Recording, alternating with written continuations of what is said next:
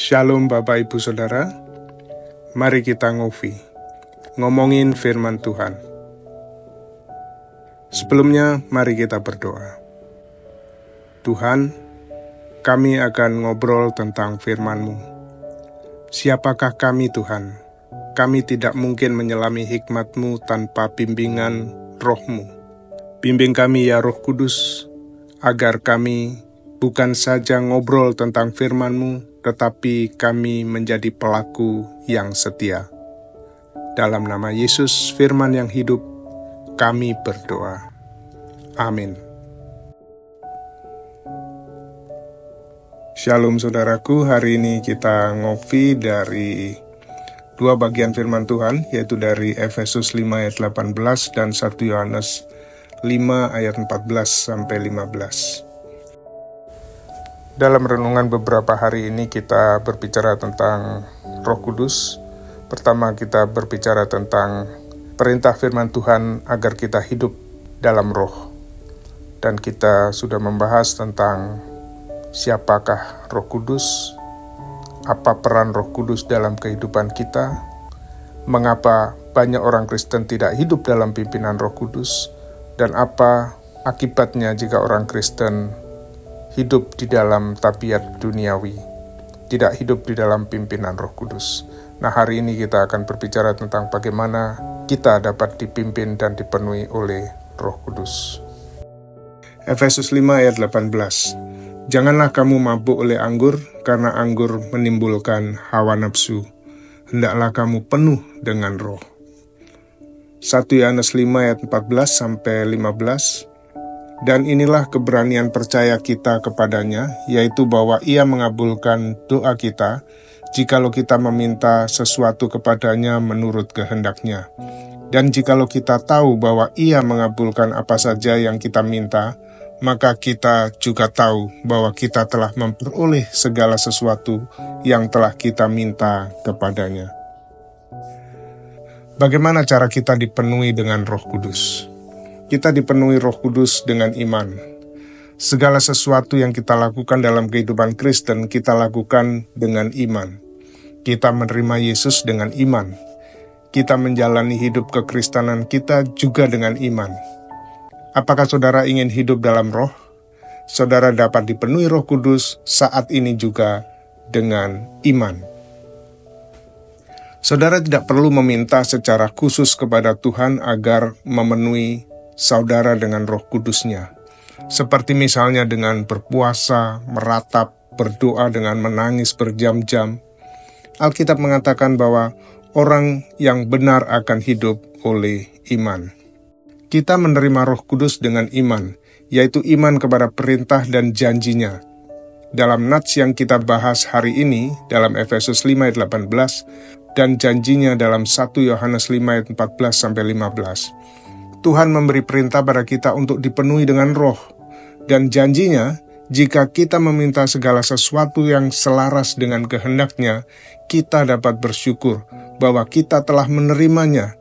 Jadi kalau kita meminta dipenuhi dengan Roh Kudus, maka itu selaras dengan kehendak Tuhan, dan kita bisa bersyukur bahwa kita telah menerima dan dipenuhi oleh Roh Kudus.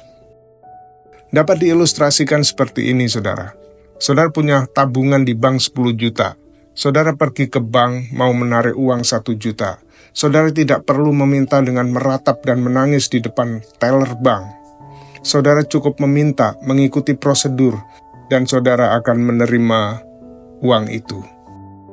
Roh Kudus sudah diam di dalam diri saudara jika saudara percaya pada Kristus. Saudara tinggal meminta dan menerima janji Tuhan dengan iman bahwa Roh Kudus akan memimpin dan memenuhi hidup saudara. Prosedur untuk menerima Roh Kudus pertama ialah persiapan hati. Walaupun saudara dipenuhi Roh Kudus dengan iman dan hanya dengan iman saja, saudara perlu mengetahui bahwa beberapa faktor perlu untuk membantu mempersiapkan hati saudara agar dipenuhi oleh Roh Kudus. Pertama, saudara harus berkeinginan untuk hidup berkenan kepada Tuhan. Kita memiliki janji Juru Selamat kita, berbahagialah orang yang lapar dan haus akan kebenaran, karena mereka akan dipuaskan.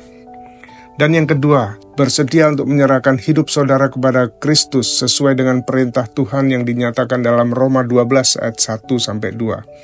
Karena itu saudara-saudara, demi kemurahan Allah, aku menasihatkan kamu, supaya kamu mempersembahkan tubuhmu sebagai persembahan yang hidup, yang kudus, dan yang berkenan kepada Allah.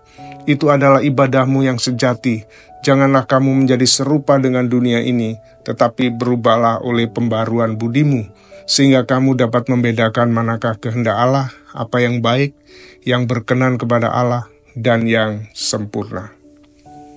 Yang ketiga, akuilah setiap dosa yang ditunjukkan kepada saudara oleh Roh Kudus, dan terimalah penyucian dan pengampunan yang dijanjikan oleh Tuhan di dalam 1 Yohanes 1 ayat 9. Jika kita mengaku dosa kita, maka Ia setia dan adil, sehingga Ia akan mengampuni segala dosa kita dan menyucikan kita dari segala kejahatan. Kembali saya tekankan, kita dipenuhi oleh Roh Kudus bukan karena kita ingin dipenuhi atau kita mengaku dosa dan sedia mempersembahkan hidup kita kepada Tuhan sebagai korban yang hidup, tetapi kita dipenuhi Roh Kudus hanya oleh iman. Ketiga hal tadi hanyalah faktor yang membantu mempersiapkan kita untuk menerima kepenuhan Roh Kudus dengan iman. Setelah saudara berdoa mengungkapkan kerinduan untuk dipenuhi Roh Kudus dan mau hidup kudus di hadapan Tuhan, lalu mengakui dosa-dosa saudara, bertobat, dan bersedia mempersembahkan diri untuk Tuhan, maka berimanlah pada perintahnya dalam Efesus 5 ayat 18 dan janjinya dalam 1 Yohanes 5 ayat 14-15. Kemudian saudara bersyukur bahwa saudara sudah menerima kepenuhan Roh Kudus karena permohonan saudara sesuai dengan kehendak Tuhan. Mari kita berdoa untuk meminta dipenuhi oleh Roh Kudus. Bapa di sorga, terima kasih untuk Roh Kudus yang telah tinggal dalam hati kami sejak kami menerima Yesus. Tuhan, saat ini kami rindu Roh Kudus memenuhi dan memimpin hidup kami. Pertama, kami mau Roh Kudus menyelidiki hati kami dan menyatakan dosa-dosa kami. Saudaraku, mari berdiam sejenak. Minta Roh Kudus untuk menyelidiki hati saudara. Jika ada dosa-dosa yang dinyatakan oleh Roh Kudus, akuilah dan mintalah pengampunannya.